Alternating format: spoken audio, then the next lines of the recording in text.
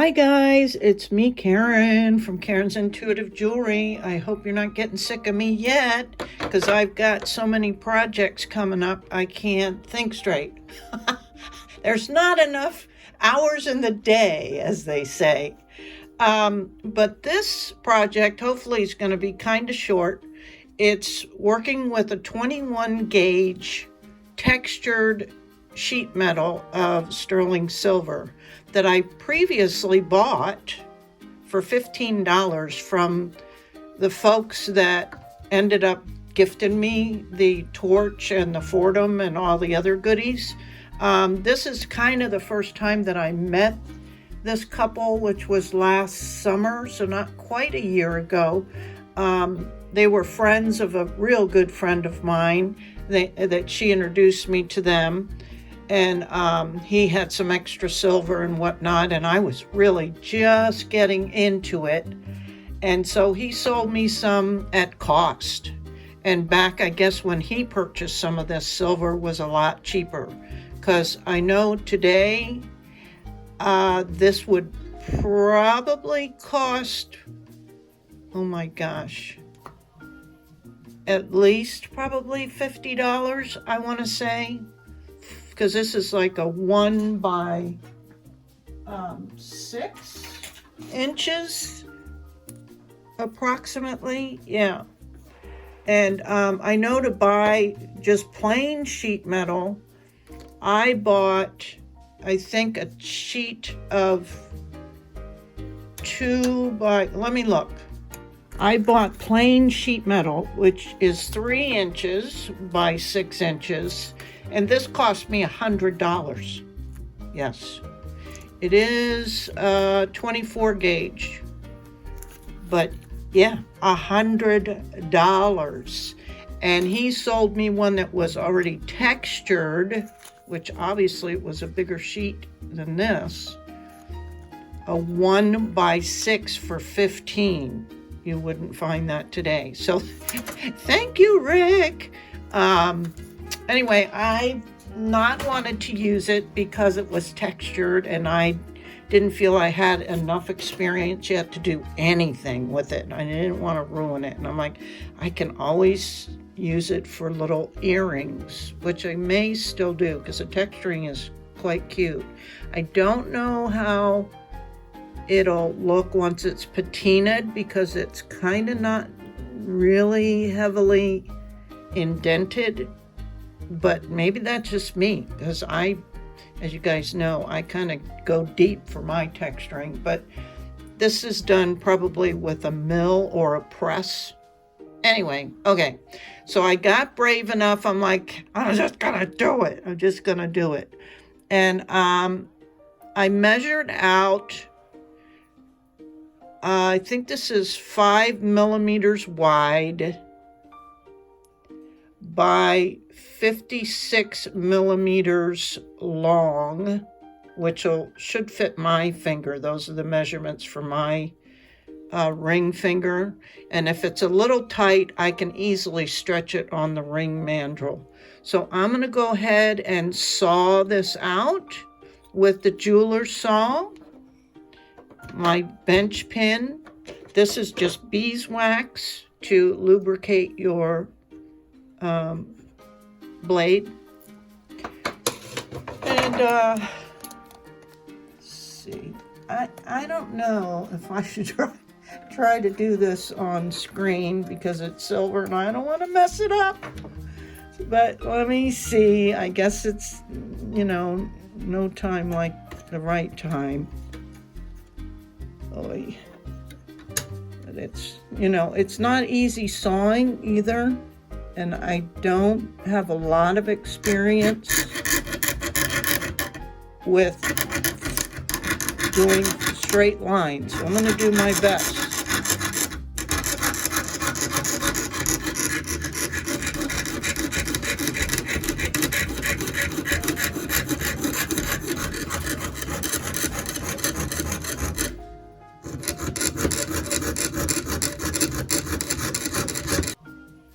Okay, and it's not perfect, but that's what filing is about.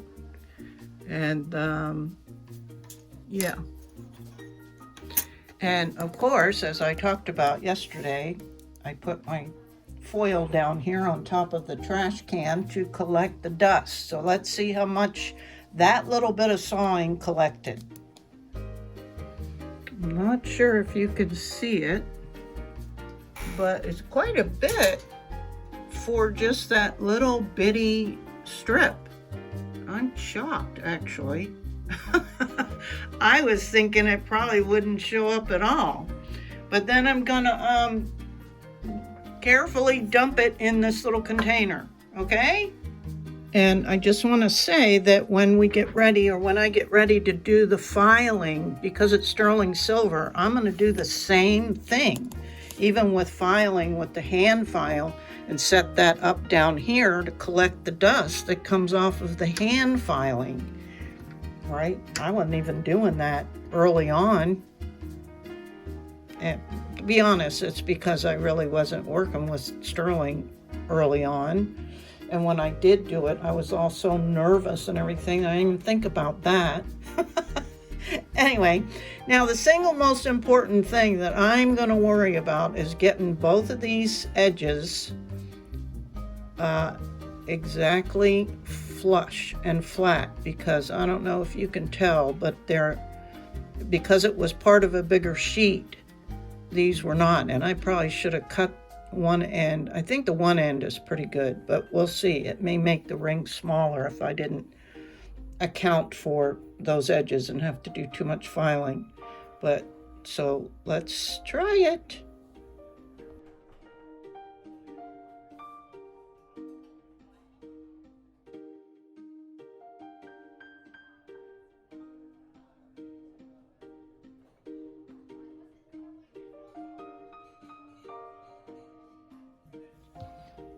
I went ahead and stamped my initials. Now I'm going to form it and see what this looks like, if it matches decent. I'm sure I have more to do. After forming it around the mandrel, of course, I'm not worried about the size right now, because I'm only sitting on like a 5.5, and I want it to be closer to a 7. But it's not. You can see the gap in there. So that's not the concern at this time. This is just to get it formed somewhat, and then to see how close I am to these ends matching up perfectly, which they are not. So that means I need to file more. And at this point, I'm not sure which end is off. I think it's this side, that the top portion of it is a little bit sticking out too much. So that means you gotta separate this and file some more. So I will be back. Okay, guys, I think I got it good enough. I hope. This is definitely the hardest part, but that feels pretty good on the inside and the out. Well, there's a little separation down here at the very bottom, but I'm remembering that I'm going to have to sand both sides, like this side and this side. So maybe that will be okay. All right, I'm going to get set up for the actual soldering, and I'm going to use hard solder for this join. Okay, I'm going to try and get this on film, and I just want to show you how small that piece of solder is that's going to hold this whole thing together. So first I'm going to apply flux, and I want it. Oh, I just blew that piece of solder off the block. Oh, there it is. So I want to put that all in there, because the more flux you have on there, that can help protect the metal. Actually, I'm going to move this little piece of solder out of the way. Okay, let me burn this off.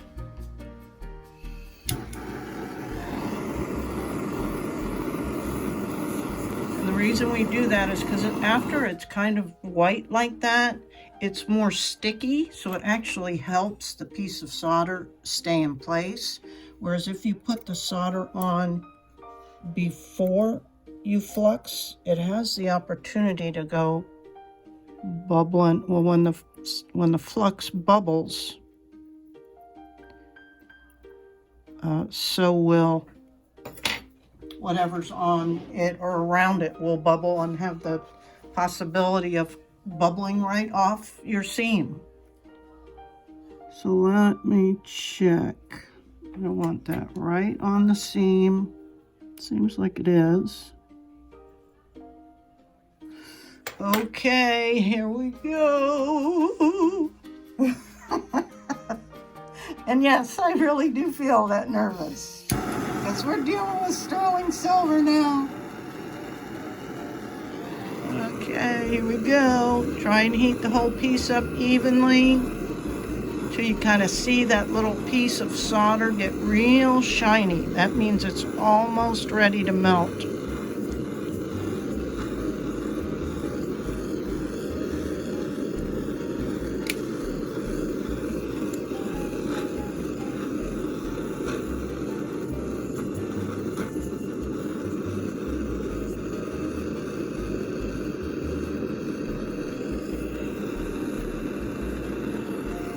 Almost melted the whole thing. I don't know if you saw that, but we're going to see what happens. I am going to release that there and drop this over in the quencher.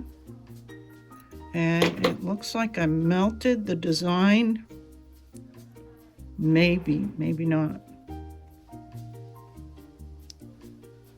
I think it's okay.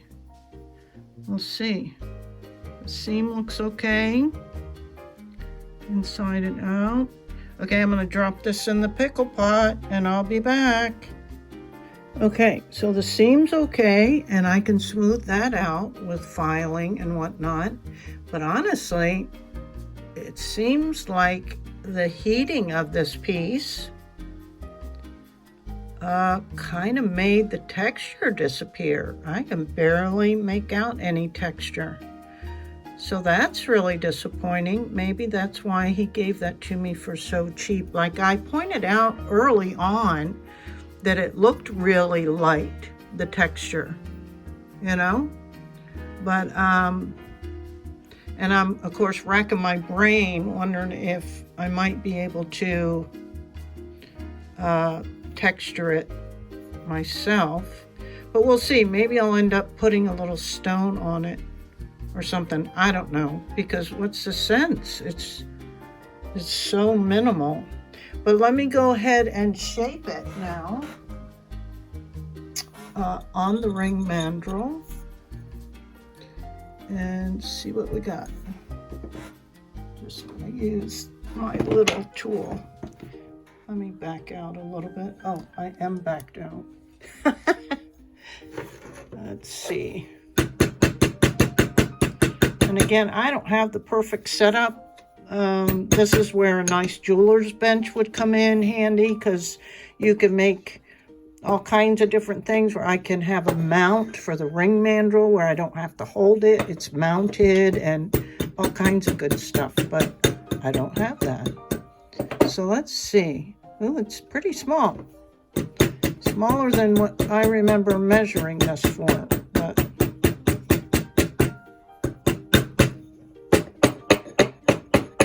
and of course to get it off, you hit it the opposing way. I don't know if you saw that. I wasn't checking. So it's at a 6 right now. And so how you size them is you just pound them down.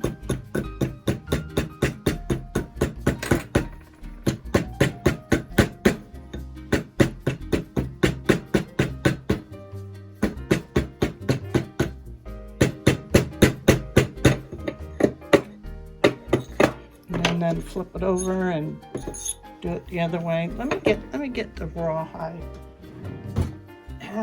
I really This isn't rawhide. It's some weird texture. Okay.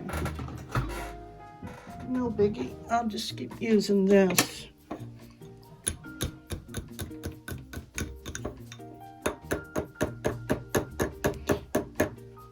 Okay, let me mess with this some more, okay? Wow, you guys. I'm sure my arm is going to be sore tomorrow. So I'm glad this is kind of the end of this, and I'm doing the giveaway tomorrow. But it's, yeah, I knew I could size it up. We were only sitting at like a little over a 6, but look, I beat the hell. I mean the hell out of this mandrel, which I think is normal. I don't know for sure. I'm going to look at some more tutorials. You're supposed to use like a rawhide mallet. And I thought I had one, but it really isn't. It's some kind of weird. And I really have not, again, invested in really good tools. And obviously I'm learning that that's super important. But so this is one of my hammers. This is a hammer of mine. And then this was my hammer. Rick gave me a bunch of hammers, and I really haven't used them because they were all, I thought, geared towards this kind of work. And I thought this was a rawhide mallet, but it's not. It's some kind of rubber, but man, it's old and it's falling apart. Same with this. I thought this was pretty good. It's from Euro Tools, but all of this, you can see all the white pieces was busting off. And I'm like, oh no, that's not good. And this is wobbly. So I had to go back to mine. And I'm probably going to get rid of those. I'm going to check and see if I might be able to replace this head, but I don't have the strength to do all that kind of stuff. So I'm going to say probably not. I'll have to, again, maybe with y'all's help, you know, and the donations that I get, I can get some decent hammers. But I managed to get it my size, which is pretty good. And while it was on there really tight, I took the opportunity, since the texturing was all lost, I just kind of did some texturing while it was stuck on this mandrel. And now I have to do some filing on the edges because it's sharp. And I don't want anybody or me to get cut. But you can see I kind of went back and textured it a little bit. And so now I need to go ahead and do some sanding. Woo, that was a lot. And my shoulder and my arm is already hurting. And I know it's really not good for my neck to be doing a lot of that beating. But anyway, let's see how far I can get with this. I'm going to try to show you a little bit of the filing and sanding, but it's kind of hard because it's such a small piece, right? But I'm working on sanding and filing the sides. And then I have these little tools to get on the inside, especially where the seam is. So it's, let's see, I can maybe show you the seam. Because with seams, you want them to fade right into the rest of the piece. So that means you have to sand that down. And you only want to sand in one direction, right? I don't know if you, I'm sure you guys know that.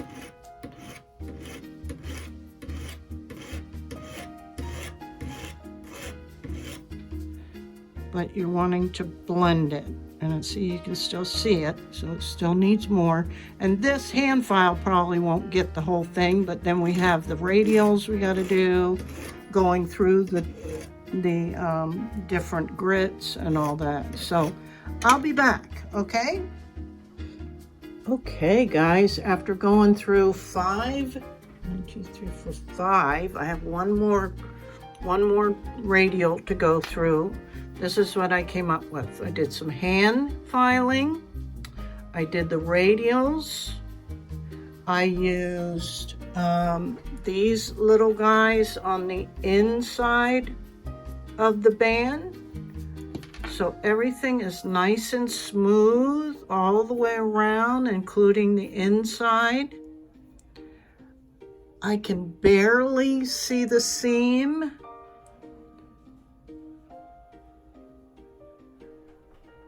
Did you guys see it? We already went past it.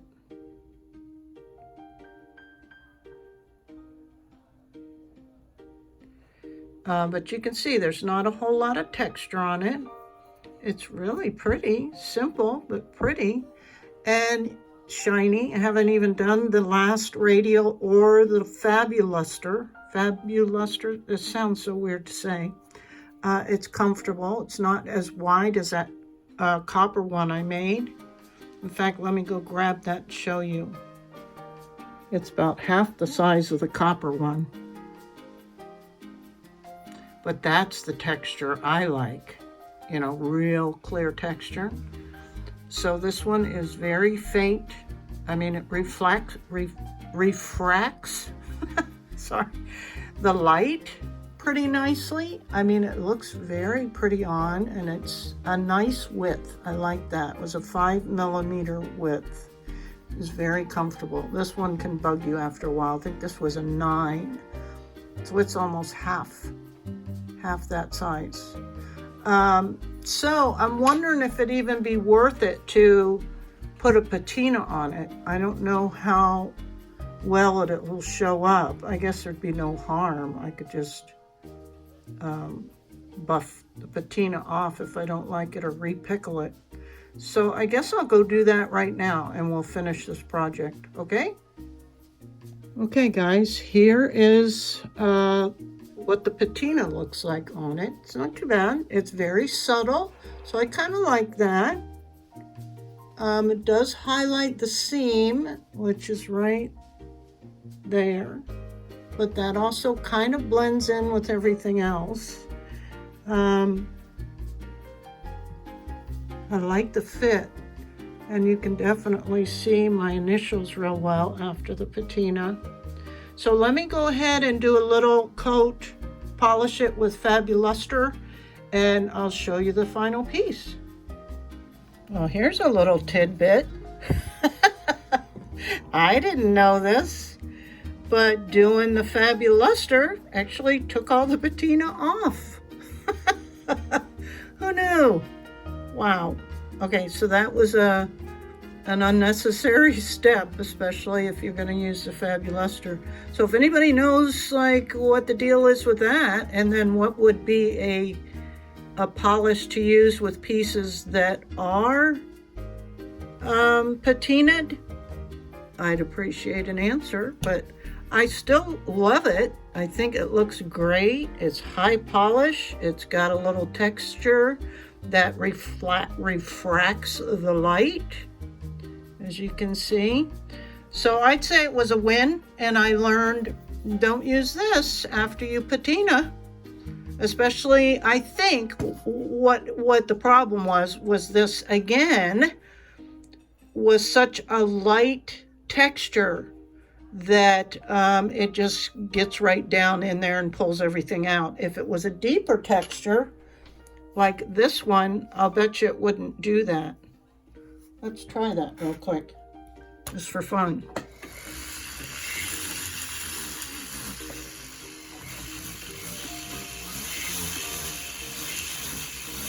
Yeah, see, it's not taken. Oh, sorry, I thought you were on, I was on camera. But because this is deeper texture, I think is why it didn't trouble it. So interesting, right? But anyway, there you go. Don't waste your sheet metal on making rings if you're going, because I think part of what ruined it too was just the heat. So it's interesting I'll be asking lots of questions to those who are more experienced. But hey, you learn something new every day, and that is part of my journey. So I think it turned out great. I'm happy with it. I would have loved more texture, but it is what it is, right? So now I know. I'll probably use the rest of that sheet metal for earrings. Okay, guys, thanks so much. Be on the lookout to enter for the giveaway for U.S. citizens only, as a reminder. Okay, thanks, guys. Bye.